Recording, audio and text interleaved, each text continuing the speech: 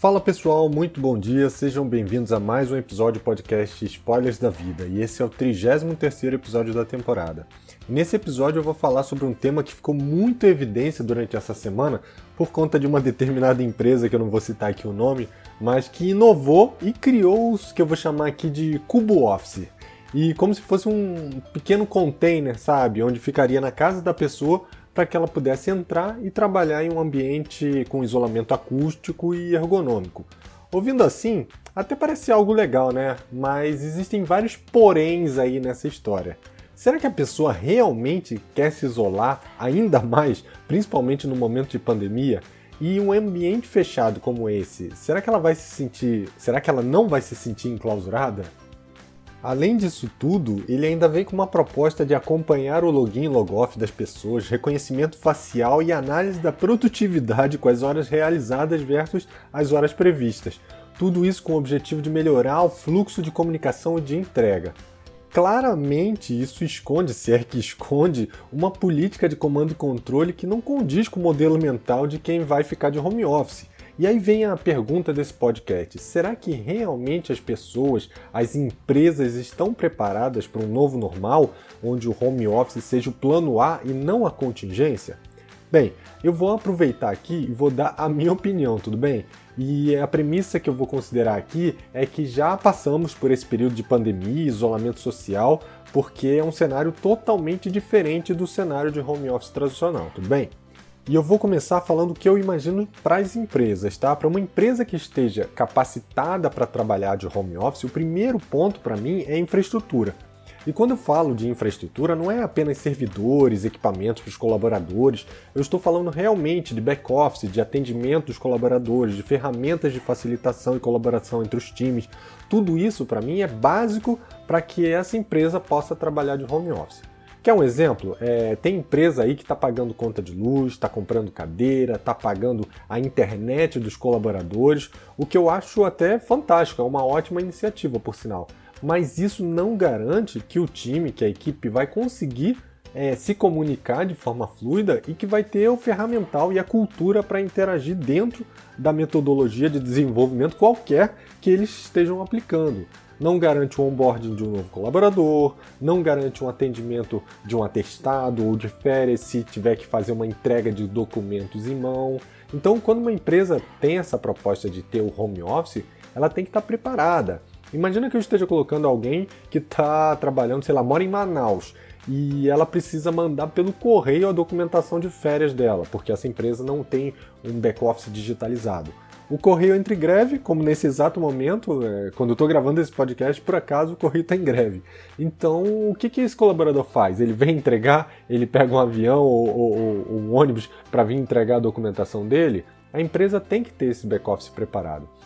E fora isso, tem também toda a parte de comunicação do time, né, de ferramental. Como é que as pessoas vão se comunicar? Porque é importante ter reuniões periódicas para que as pessoas possam se falar, para que você possa medir o clima dessa equipe, para que você possa fazer com que as pessoas interajam.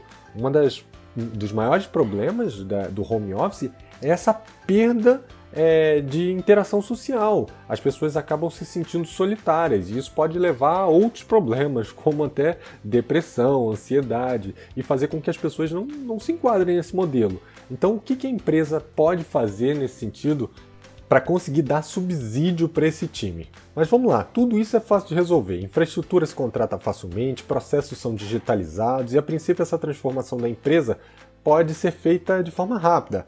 Mas e aí onde entra o passo mais difícil, a cultura. Se a empresa tem uma cultura de comando e controle, onde o que engorda o gado é o olho do dono, não sei se vocês já ouviram esse ditado, esse modelo ele vai totalmente contra o que o home office prega e se torna uma verdadeira auditoria na vida do colaborador. Você vai ter que comprovar que está trabalhando, por mais que seus resultados devessem ser o suficiente. Então a empresa ela não se preocupa com resultados, ela se preocupa com o tempo que você está ali dedicando a trabalhar. E você sabe o que isso gera? Ansiedade, antipatia, sentimento de falta de confiança. A verdade é que na maioria das vezes a culpa nem é da empresa.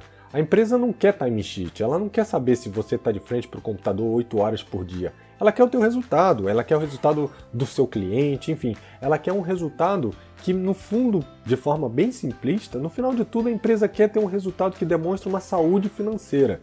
E se você pensou, nossa, que desumanos, só querem saber de dinheiro, sabe que esse dinheiro, muitas vezes, é para investir na empresa, no crescimento das pessoas, no desenvolvimento dos times, no aumento da quantidade de vagas, ou seja, aumentando a empregabilidade, a capacidade de empregar dessa empresa, no retorno para a própria sociedade.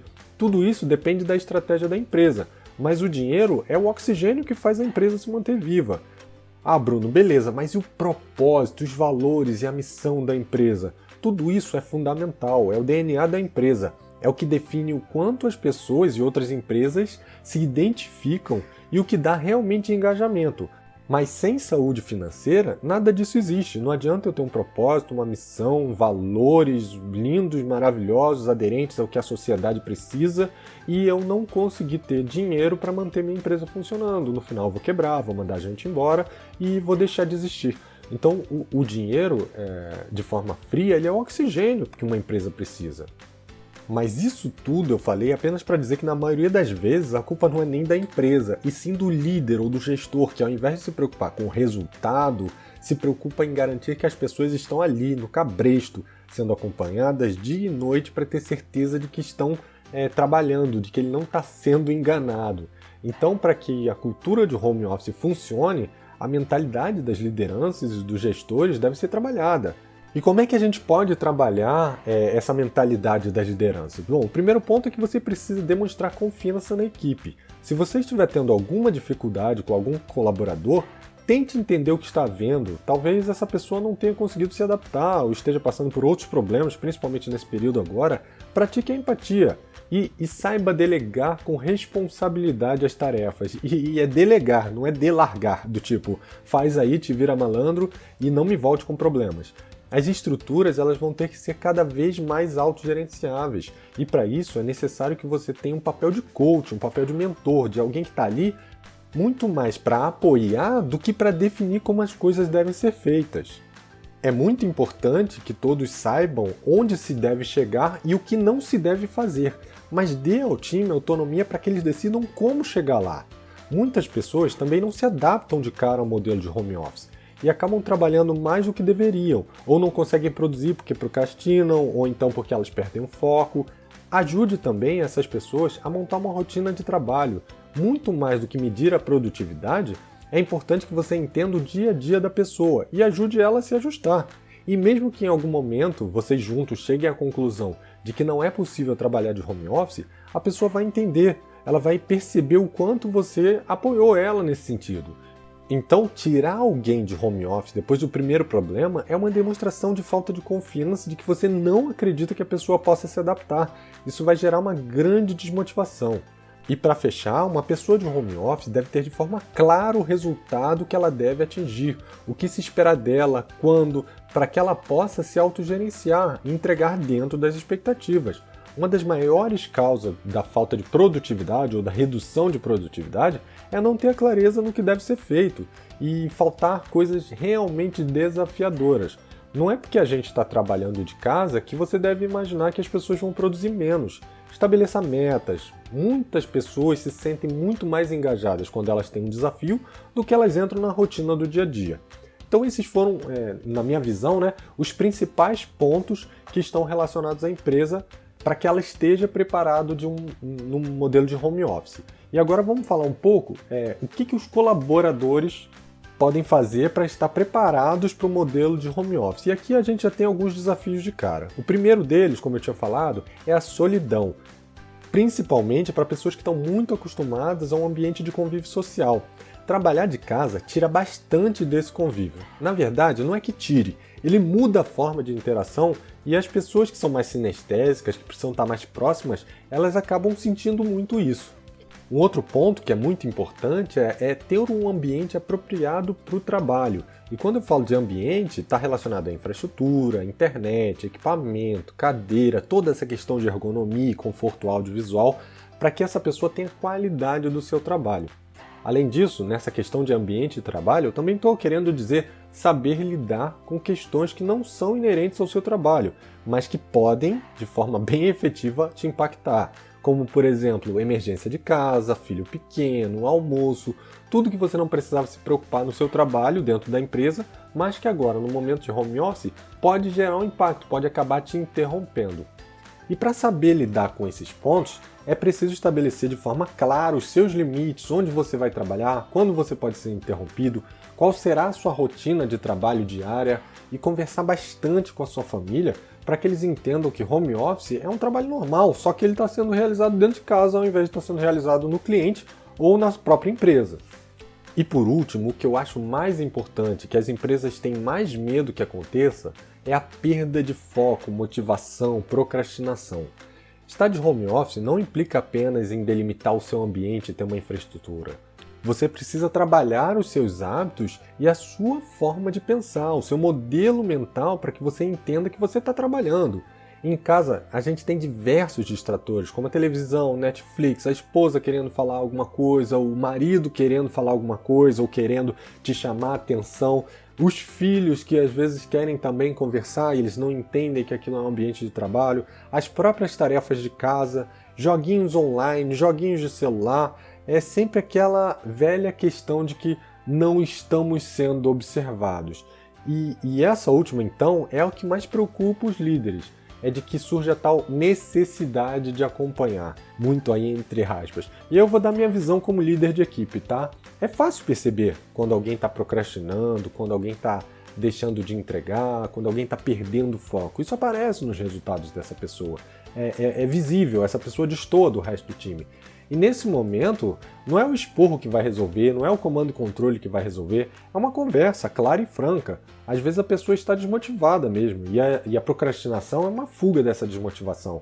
Converse com ela, tente ajudar essa pessoa a fortalecer a mentalidade, a lembrar que ela está ali trabalhando, dê a ela desafios e esteja próximo para apoiar. Não é uma questão de estar próximo para cobrar, e sim apoiar, que é o mais importante. E se no final nada disso der certo, como eu falei, talvez ela não esteja no momento preparada para trabalhar de home office. Então entra num acordo com ela para que ela possa se preparar melhor. Às vezes vale a pena, por exemplo, deixar uma vez por semana ela ficar de home office, 2 vezes por semana e com o tempo, conforme ela for se acostumando, você vai aumentando essa quantidade de dias. Então, pessoal, fechando aqui, para estar de home office, hoje em dia, é um grande desafio para a maioria das empresas e para as pessoas. Algo que a gente tem que aprender, tem que se adaptar e melhorar constantemente. Cada dia a gente vai ter uma novidade nesse novo normal. E o mais importante aqui é ter um mindset de crescimento, que te permita se adaptar de acordo com essas mudanças, principalmente no mundo VUCA, no mundo volátil, incerto que a gente está vivendo hoje em dia, né? E eu espero que vocês tenham gostado desse tema. É um tema mais voltado para trabalho, mas que também fala muito sobre a nossa questão comportamental e o que pode estar acontecendo durante esse período de pandemia, mas que no novo normal, onde o home office vai se tornar o plano A e não o plano B, a gente precisa realmente mudar a nossa forma de pensar, entender que nós estamos sim capacitados para trabalhar de casa e que as empresas estão sim trabalhando para que elas também estejam próximas disso, tá bom? Espero que vocês tenham gostado. Se gostou, não esquece de deixar o seu like, compartilhar e a gente se vê na próxima segunda. Um abraço e até lá. Tchau, tchau.